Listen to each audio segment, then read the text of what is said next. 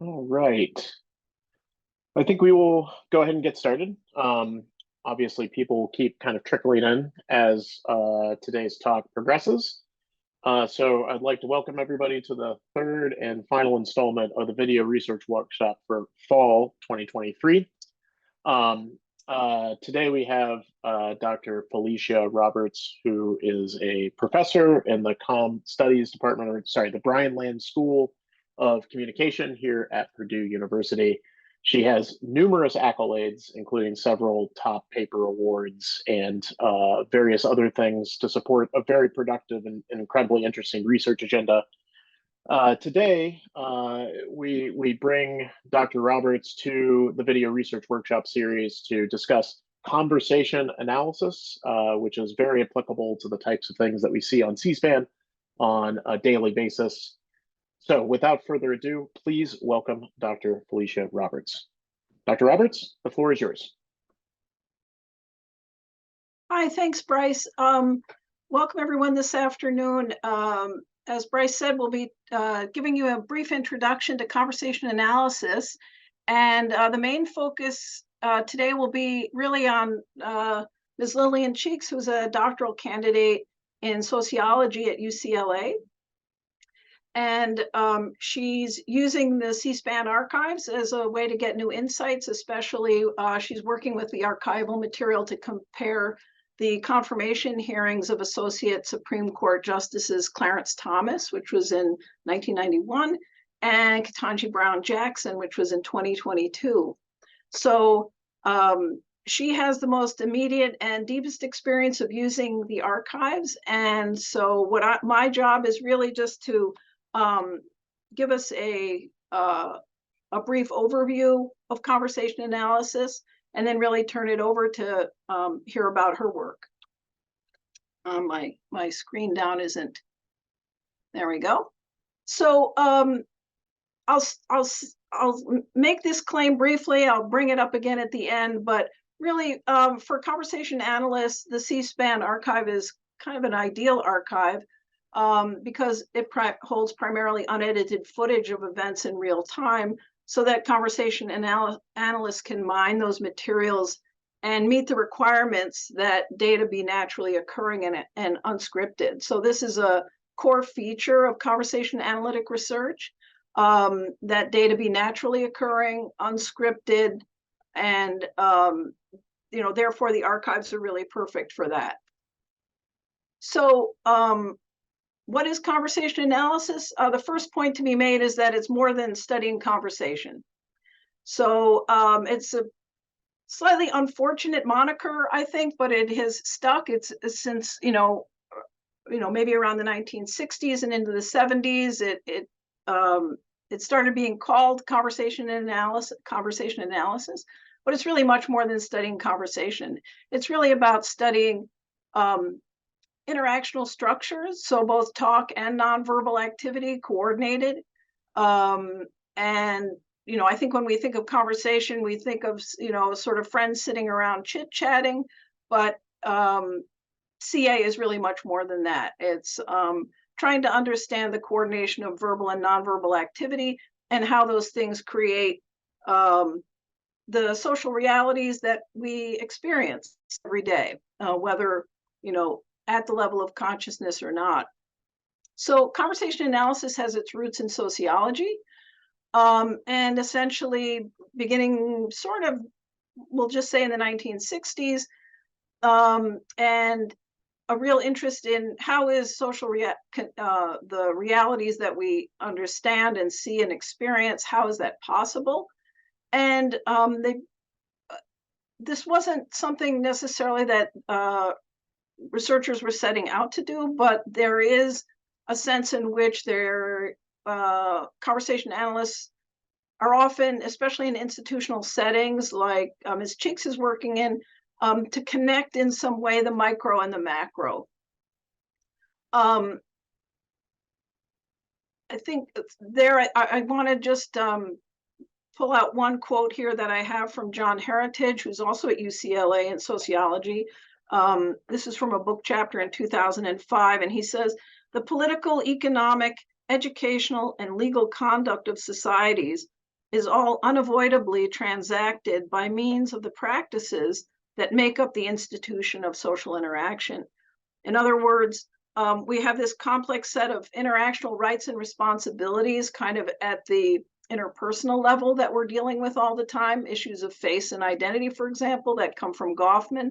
But at the same time, it's some of those same practices that are helping to kind of build up and instantiate the larger macro institutions that we're also dealing with. So not only is it not just about studying conversation, but it's also about, as I said, the coordination of talk and nonverbal activity as action. So not so much, it's partly the content of what people are saying, but it's really how what people are saying is actually doing things, doing certain actions. And I'll explain that a bit more in a moment. And very importantly, rather than thinking just at the sentence level, what's the meaning of a particular sentence or what's the action embodied in a particular sentence, the way that maybe language philosophers in the 1960s and 70s were thinking about it, where they just would kind of have isolated sentences and try to figure out what's the implicature, implied meaning in a given sentence. For conversation analysts, sequence is always paramount. So it's always about a first person's action, a responsive action to that, which kind of, in a sense, shows what a person's interpretation of the prior action was. And I'll show you an easy example of that in a moment. So I like this quote from Harold Garfinkel, who was in one of the early kind of foundational people in and around this work. So when we're trying to understand how people understand their surroundings, how social interaction is happening, how do we do this thing every day? Sometimes we might think, well, we'll go and interview people, we'll find out what they think about such and such an idea or issue, which is great. And that's a certain kind of research, interviewing people about what they think. But Garfinkel said that the know here, meaning what people know when they know about how to interact and what it is they're doing with each other. The know here has not to do with what one might have in mind in some secret place. It is not the case of having to calm a respondent in order for him to really tell you, and then you'd be illuminated on what he had been hiding all along. Instead, know consists really in a structure of activity. So in other words, through observation of people's coordinated talk and nonverbal interaction, we begin to see what they're embodying as how realities that they're producing are in a sense embodied and reproduced. And you'll notice that this was at a Purdue symposium on ethnomethodology in the 1960s. That's another reason I like to bring in the quote here, because it connects to Purdue. Purdue never became at the forefront, never got into the forefront of ethnomethodology, but there was an important symposium here. The only other thing quick quote I want to bring up is from David Silverman. Conversation analysis wants to really focus on actual activity, not necessarily the commentary about it, although you can study people's commentary about activities. You can certainly do that. I would say the main focus for most conversation analysts is going to be on the activity itself. So what Silverman says here is a popular activity in everyday life is to wonder about people's motives. And he says social science has picked up this romantic tendency where the experiences around the phenomenon become more in focus, more enticing than the phenomenon itself. So that we're viewing the Grand Canyon on video or the pre and post game interviews rather than the game itself. So the other reason that the C-SPAN archives are so great for conversation analysts is because we want to see the phenomenon itself. So like in this case, where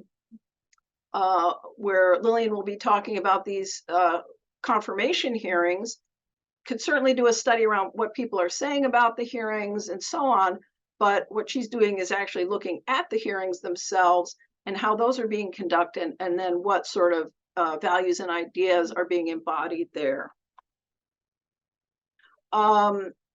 okay, so Harvey Sachs was a student of Garfinkel, who I mentioned earlier, and his sort of notes on methodology are that we assemble our social world with language activities. And from close looking at things, we find what we could not imagine ahead of time. And what's very important is a kind of unmotivated examination of interaction data, maybe less so in the institutional setting, but in kind of everyday settings, taking a kind of agnostic or atheoretical stance, not necessarily going into an interaction with an idea about what might be there, but letting it come out from what people are doing and saying themselves. Let's see, let me just check the time here. I don't want to. So for me, the kind of the best way to get people into a little bit of this way of thinking and seeing the world is to go to Impressionist painters. And the idea that detail builds up to recognizable images or actions.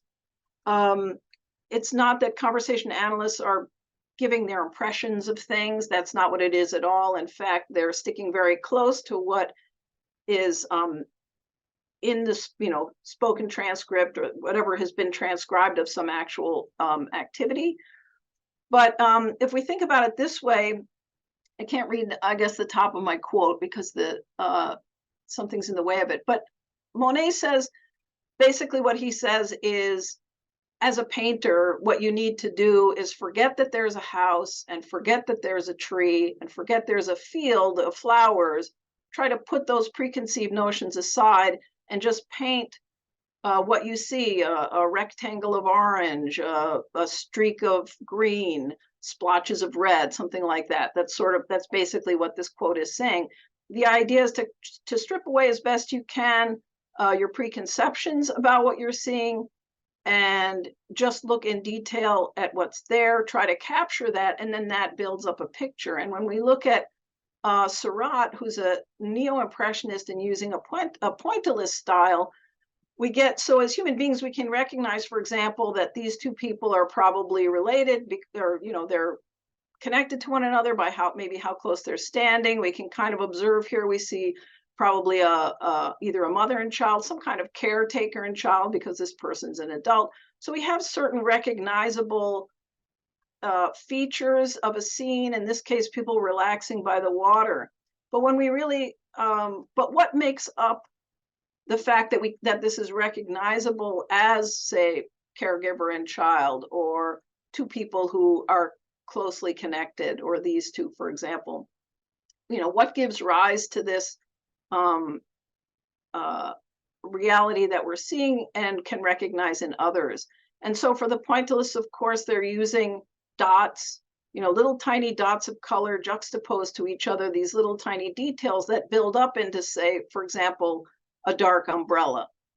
So this is kind of analogically, if you will, impressionistically, no pun intended, kind of at the very basis of conversation analytic work, the idea that we're looking very closely at small details and then seeing, it's not just that we're seeing how these details build up, into an analysis of what's going on, but that as fellow human beings, we are also in the process of doing that sort of creation of meaning as we go along. So very briefly, because I think that William will have a lot more and kind of very applied examples to show us that the first step in any analysis is to extract data, which is to transcribe details. And so C-SPAN is very helpful for that since it provides transcripts, but as conversation analysts will often go in and retranscribe. There's lots of stuff that we want to know linguistically and so on. Part of the reason for that is we get full access to raw data. So for cross-checking with other researchers, this is another very nice, unique feature. It's not unique to conversation analysis, but one thing that's very important, one pillar, is that we all have access to the same data. So we can all look at, for example, these confirmation hearings and look at Lillian's analysis of them, and we all have access to that, as opposed to, say, if we have a big quantitative study, a survey study, and all we get are sort of abstracted from that, or some tables and graphs and so on. We don't really have access to that original raw data. So in conversation analysis, we want to be able to see the raw data. And so we transcribe, identify the actions that are being embodied through the talk and through the nonverbal activity, and we examine the composition of terms. So in a simple example here, when A asks, do you want to go to the movies? It's a yes/no question. And some kind of response is expected, and B says it's raining. So, and then A says, okay, maybe tomorrow. So the uptake of this is A sort of treating it's raining, even though it's a report. It's not a yes or no answer. It's just a report. That's the composition of it. Even though it's just a report, the meaning is brought out that this is the person's declining to go to the movies. So at a very simple kind of level, this is how a conversation analyst would work through data in terms of looking at immediate sequences, then larger sequences and larger actions. I think I'm going to skip this one and just pass the baton here, just again by saying that because the archive has this unedited footage, it really meets this requirement of naturally occurring and unscripted data, which is, and for people who want to study institutional talk, where we're kind of creating and recreating systems through our interaction, it's great for that. So it really is a gold mine, especially for how institutions are maintained or challenged in everyday settings. I think with that, I'll turn it over to Lillian and stop my share and mute myself.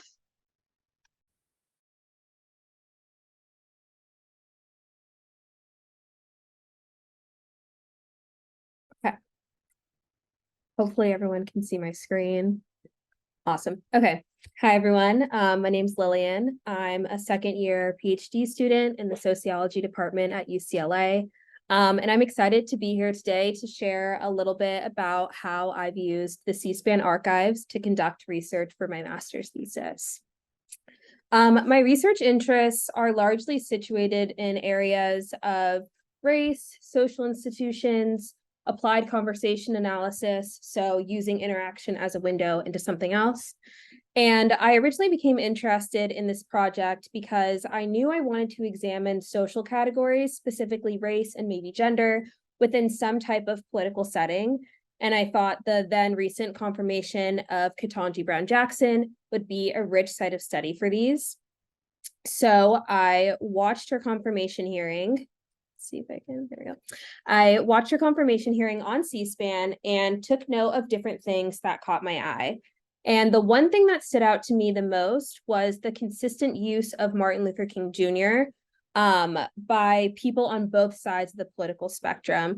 So those both in favor of Ketanji Brown Jackson's confirmation and those in opposition to Ketanji Brown Jackson's nomination, both invoked Martin Luther King Jr. in different ways throughout the entirety of the hearing.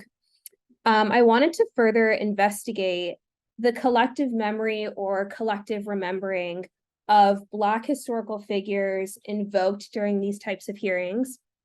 So I turned to Clarence Thomas's confirmation hearing.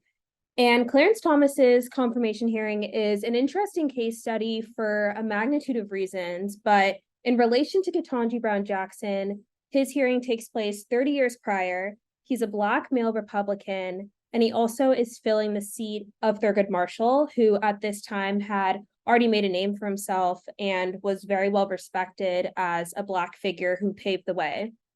So this was a high stakes nomination, especially for the Black community. The larger project that I'm working on is focused on comparing how historical figures are invoked and mobilized in Ketanji Brown Jackson's confirmation hearing with Clarence Thomas's confirmation hearing, seeing what differences arise. But the primary focus of my master's thesis in this presentation is specifically on the mentions within the confirmation hearing of Clarence Thomas. C-SPAN Archive has been integral to my project. There's limited resources to publicly access video footage from 1991, let alone from a Senate confirmation hearing. And through C-SPAN, I have full access to all 8 dates of the confirmation hearing. And this enables me to identify every person by race and by gender. I can pick up on speech patterns, body language, and everything like that a standard transcript can't necessarily give me. So for this data, I used the search bar on C-SPAN's live transcript and supplemented that with the government transcripts of Clarence Thomas's confirmation hearing, which is just publicly available on the Senate website. I originally started by searching specifically for mentions of MLK and Thurgood Marshall, but as soon as I went in, I realized that there were so many figures who were being invoked. So I expanded my search until I covered all the different mentions. I used a standard approach within conversation analysis to perform a detailed case-by-case analysis and paid attention to common features and situational and sequential contexts. Throughout all of this, I ended up with about 110, 112 mentions of Black historical figures just within Clarence Thomas's nomination hearing. And I've sorted them out into 3 main types of hearings. The first are topically relevant, where a historical figure is invoked by someone just to sort of give background or context into the larger situation. And then we have honorific mentions, which may or may not be topically relevant, but they definitely involve a sort of tribute to either one or multiple Black leaders who have paved the way for the Black community. And the third type of mention, which is the focus of this study, is on building comparisons between the candidate and the Black historical figure. Within this, I've identified that these comparisons can be built through conveying similarities and conveying differences.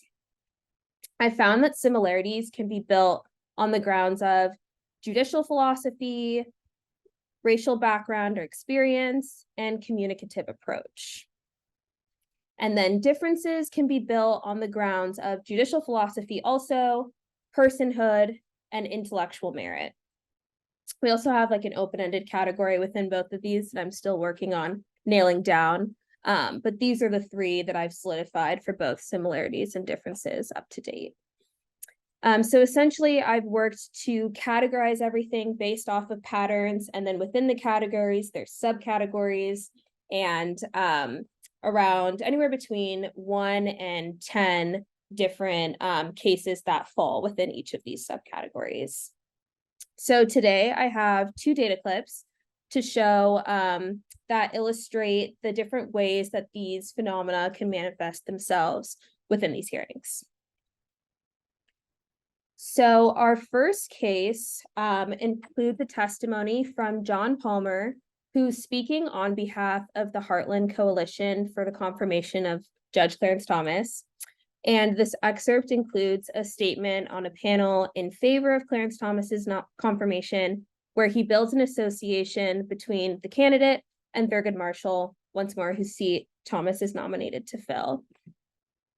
So I'll start by playing the clip and then walk through the analysis a little bit. Let me know if the audio doesn't. We find Judge Thomas to be a man of integrity, of compassion, of principle, of strong moral fiber, of ability, and a man who is fiercely independent. Although some views of Judge Thomas may differ from those held by Justice Thurgood Marshall, he, like Judge Marshall, has overcome hardships, discrimination, and deprivation to prepare himself for the challenge of our country's highest court. Okay. So after speaking highly of Thomas's personhood, Palmer begins invoking Thurgood Marshall by associating the two based on their differences in judicial philosophy. And this is the most common way to show dissimilarity between a candidate and historical figure, often done through judicial philosophy. This action, though, acts as a preface to the association that he's going to make next. In lines 15 through 18, Palmer places a strong emphasis on their similarities, which is through their shared racialized background. And he underscores that this is the asset to focus on. Similarly, if we look in line 13, the use of the words some and may also work to diminish the significance of this acknowledged difference. So overall, this is a pretty straightforward comparison that primarily emphasizes similarity, and it's done with an awareness that they are different in one way, but that their similarity is stronger than their difference. Our second case comes from a testimony from Senator Roy Allen, who's a Georgia lawmaker and also a childhood friend of Clarence Thomas. This includes an opening statement in favor of Clarence Thomas's confirmation, where his attempt to build an association is treated as problematic. Let's play the clip. Any notion or thought that Clarence has forgotten from whence he has come is ludicrous at worst and specious at best. How does one forget drinking from a colored fountain or going to a colored beach? How does one forget walking by and being unable to use a first-class park only because of the hue of one's skin? I can only imagine that my friend the judge feels the anguish and exasperation that another great Georgian felt, Dr. King, on April 16, 1965, when Christian and Jewish clergymen criticized his nonviolent activities while he sat in a Birmingham jail. The very famous letter that he penned is still a literary work of art. And nowhere am I recommending throughout this history or these proceedings that Judge Thomas should be canonized or recommended for sainthood. Sister Mary Catherine, may God bless her, would still be surprised to learn that not all of our trips to the bathroom, or not all of our trips were to the bathroom in the basement, but jumping the fence to go to Miss Nora's to buy snowballs and candy.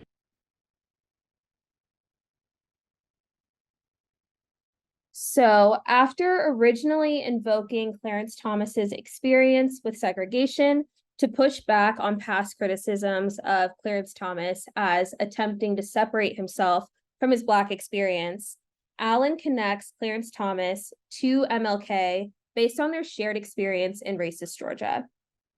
He then immediately backpedals from this association between MLK and Clarence Thomas by explicitly stating that he is not trying to say that he, quote, recommends Clarence Thomas be canonized or recommended for sainthood. So in doing so, Allen treats this analogy as risky.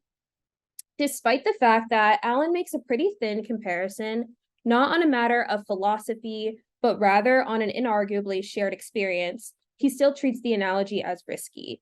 And he provides this sort of disclaimer that guards him against being seen as treating Clarence Thomas as the same as MLK. And in a society that upholds MLK as a modern day saint, there's a strong element of caution in associating any individual with a figure that's as revered as him. And this caution is something that I've consistently seen in my excerpts with reference to King. So overall, this is a pretty thin comparison based on experience. We know that comparisons with MLK are done with caution. And the analyses that I've just provided here on these two cases just begin to touch the surface of the types of analyses that have come up and comparisons that I'm looking into. So, what does this all mean? Well, this is a work in progress. I'm excited to continue analyzing my data and seeing what larger perspectives and takeaways emerge as I write my master's thesis over the next couple of months. And I have some questions that will guide my ongoing analysis. The first is, what are the different bases for comparison? Talked about thin versus thick comparisons, there's associations, there's distancing, positive comparisons, negative comparisons, and within that realm, how does the directness of the comparison, whether it's a direct straightforward one, or one that's done with caution, or even indirect, where you need to look into it a little bit more to even identify the comparison? How does all of that change based on who the figure is? The second question that I'm looking into is, how are different analogical practices distributed across different historical figures? So in general, how do participants continually reproduce the collective memory of figures? How are they doing collective remembering? And how does this change over time, if at all? This question will particularly come to surface as I look between Ketanji Brown Jackson and Clarence Thomas. We have 30 years apart. So it'll be interesting to see if there's a difference in how these figures are invoked. And within that realm, are there figures whose status doesn't change over time? The third and final question that I'm looking into is, what can we make about the special caution when invoking certain historical figures? So who is more likely to be invoked in what way, and what factors impact the way a figure is remembered and thus invoked and mobilized? And how does being a consensual hero like MLK impact the way a figure is invoked? That is all I have for now. Thank you. Stop my screen share. Excellent. Thank you so much. So I will open up the floor to questions. I certainly have a few of my own, but I'll see if anybody else wants to start. If not, I will start with what I have to discuss. Yes, Robert, go ahead. I remember in the Jackson hearings, so much was about motherhood, and also about the struggles of women in law. Do you see that to be a difference that you would do anything with? I'm trying to remember the historical figures, whether that was Ruth Bader Ginsburg or others who are more contemporary, but. Yeah, I started originally with Ketanji Brown Jackson specifically because she was a woman. So I was like, this will be super interesting. She's not only a woman, but she's a Black woman. But then my focus ended up shifting towards MLK, but I still plugged away at those mentions with reference to her status as a woman and like as a mother, and how this confirmation hearing is different for her because of her status like that. So that's definitely on my mind for future projects. Okay. Excellent. Well, I will go ahead and ask. Sorry, go ahead, Felicia. I really like this idea about collective memory and reproducing collective memory over time. And I know you haven't had a chance to do all the contemporary work yet, but do you have any thoughts about how how memory is being deployed to do certain kinds of actions? Yeah, definitely. I think when I was watching Ketanji Brown Jackson's hearing, there was the rhetoric around MLK was a little bit different than the rhetoric around MLK when comparing it with Clarence Thomas's confirmation hearing. And I think that that's what kind of sparked this idea that we're continuously reproducing the memory of MLK and like, whose hands is it in? What does it look like for a senator in 2022, I believe, to invoke MLK and reference this idea of a dream in that way, where we have a public audience who maybe their main source of political information is that senator. So when they reference the dream, what are they speaking about, and how does that spread into their audience and create this idea of the dream that we hold today? And how does that compare to, if you go back and listen to the full speech and read the letters and everything, how is that different than what we've made it into today? I think it's definitely stronger for some figures than others based on their role in society too. Thank you. Beth Ann, go ahead. Thanks. With you said, I believe the first Justice Thomas's hearings was 8 days, so I'm sure you had multiple weeks by the end of it with both hearings to go through of topics. How did you narrow down on which themes to focus in on for your for your thesis of looking at these comparisons? I'm sure that, I mean, you only showed us 2 examples that I'm sure they showed up as very common. Were there other themes that stood out greatly? And what was your process in deciding which ones to have the main focus on? Yeah, I'm still deciding because there's so much that you could do with it. Like, I feel like I could write a dissertation just on all of this and like maybe even more. So I think that I chose cases that I felt were the most direct and the ones that were like, okay, judicial philosophy, the way that people are saying like, well, based on what you just said, it seems like you follow in the same tradition as this person, and MLK. And so I was like, okay, that's pretty direct. Whereas I have other ones that maybe I thought were a little bit more interesting, but maybe they were too indirect, where I was like, this is going to take a lot of time and like would require a really deep dive into the analysis to fully explain all the different things that are going on. So I chose maybe just like one of those, and the rest are like pretty direct. Okay. But yeah, it's a little sad because then you don't get to like show absolutely everything. Yeah. Sure. Yeah. So were you going in planning to focus on the comparisons that were made for both of them, or after listening to the hearings, was that the one major thing that stood out, and that's then when you decided to make that the main theme?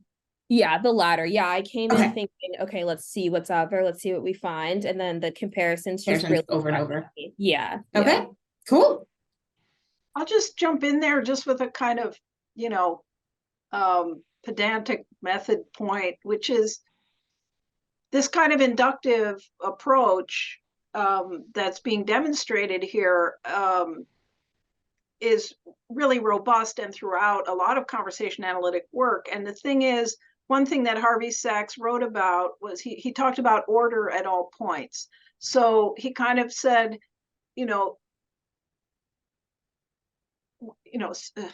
social groups were society is organized. It's well organized. If it weren't organized, things would be flying apart and people would be, being flung from entropy or something like that. But the idea is that you can go into almost any point in any interaction and find some orderliness there. And so yeah, I just wanted to make that kind of as a methodological point that there's kind of nothing to worry about. You're going to find stuff. It's going to be there because people are doing the work that needs to be done in order to produce a Senate confirmation hearing, for example, and to produce an argument, in the moment, that kind of thing. So there's lots, as being said, there's tons and tons to find. And so at some point you sort of take your focus into what is either, most salient or most recurrent or that kind of thing. But yeah, very inductive process. Excellent. I think I'm going to jump in and give my question or my comment at this point. So this is a great project. Like I just published a piece in the Journal of Politics that I can send you I can just put the link into chat here. That might be useful for your master's thesis. And what you're talking about here is a great continuation of our project. So what we do so what we're interested in is what we call symbolic speech surrounding civil rights in the U.S. House of Representatives. But the coding that our people, the way that our undergrads went through the speeches and coded it honestly ended up being basically they were looking at historic civil rights figures like MLK, Rosa Parks, and those were the things that they were kind of coding. They were coding some other things too, but that's kind of how it all got digested once they started implementing the code book. And so in our paper, we did an experiment as part of it where we basically used these 2 speeches for the House of Representatives and kind of manipulate both the race of the speaker. So we show kind of two images. One is of a white male representative, one is of a black male representatives. Both of those images were taken from the New York State Legislature. And so we kind of doctored them to make them look like C-SPAN footage. And the speech, so basically the only effect that we saw in our treatment was what we called like a misappropriation of civil rights symbolism. And that misappropriation is exactly what you're talking about, which is the misappropriation was the speech that was invoking the I Have a Dream speech from Martin Luther King. Right. But the speaker was doing it to advance an issue related to climate change.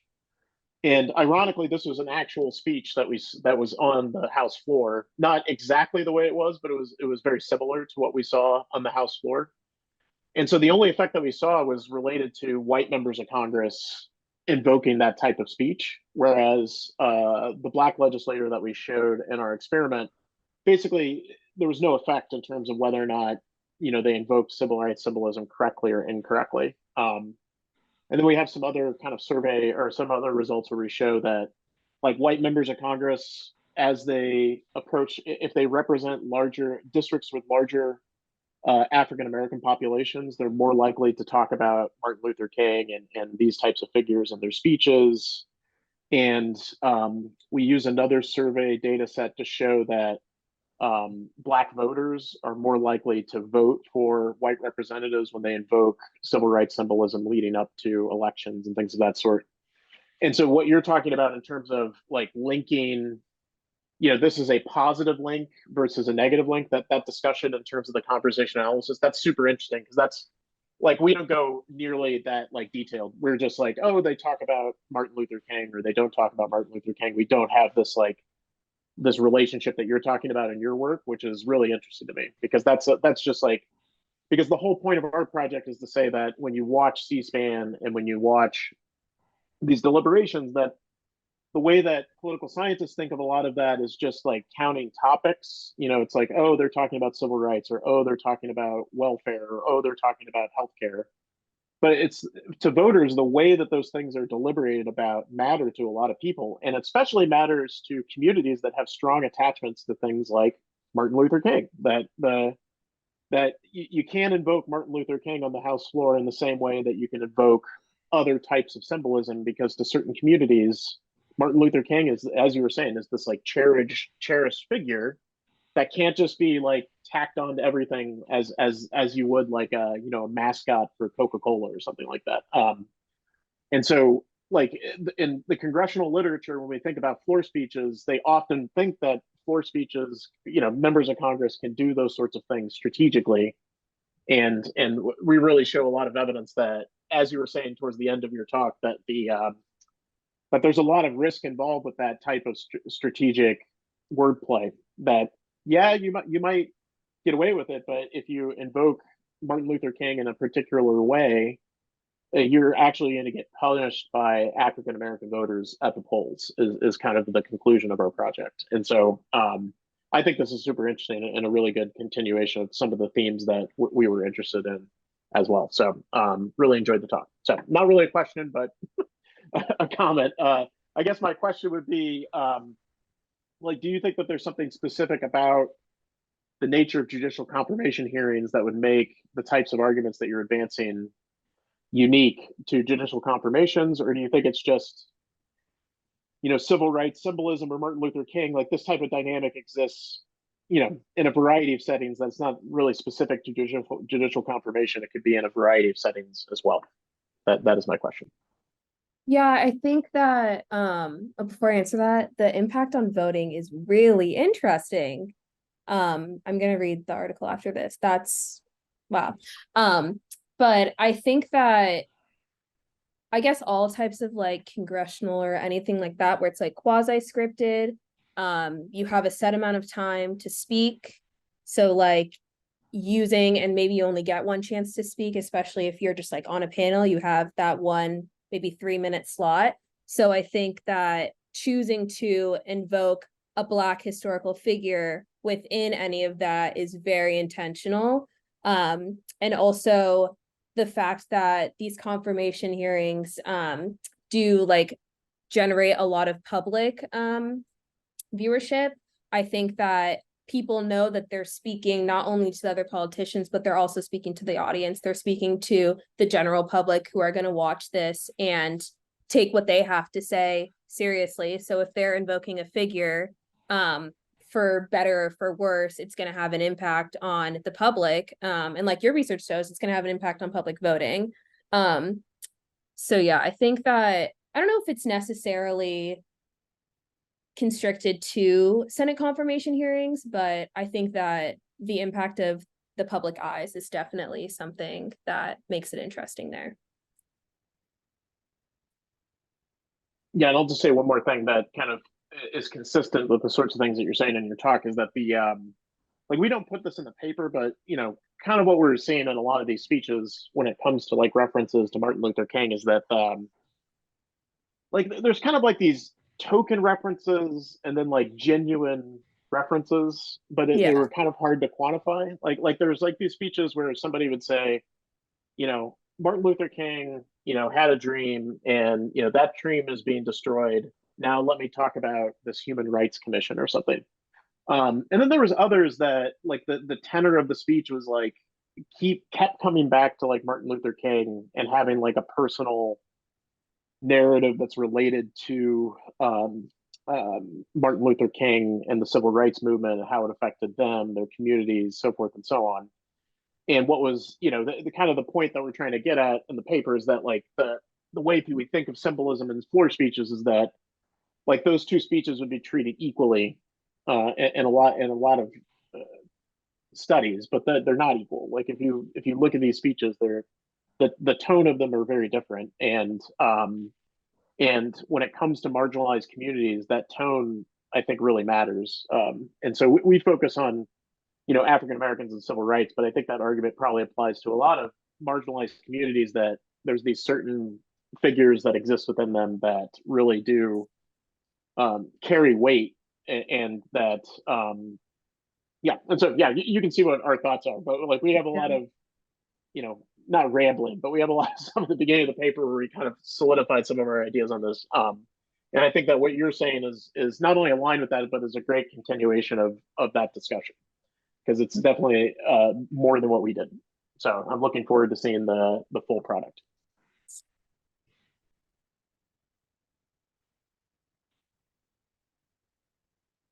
All right, so now that I got mine out of the way, any other questions or comments?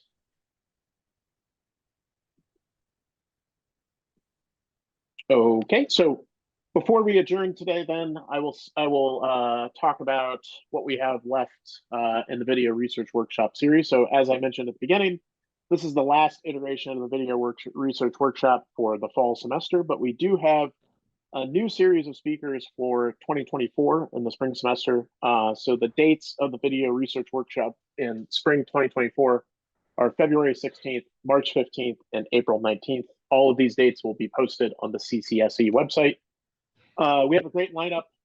So the first person will be on February 16th is Kai-Ping Chen, who is a comm studies scholar at University of Wisconsin-Madison.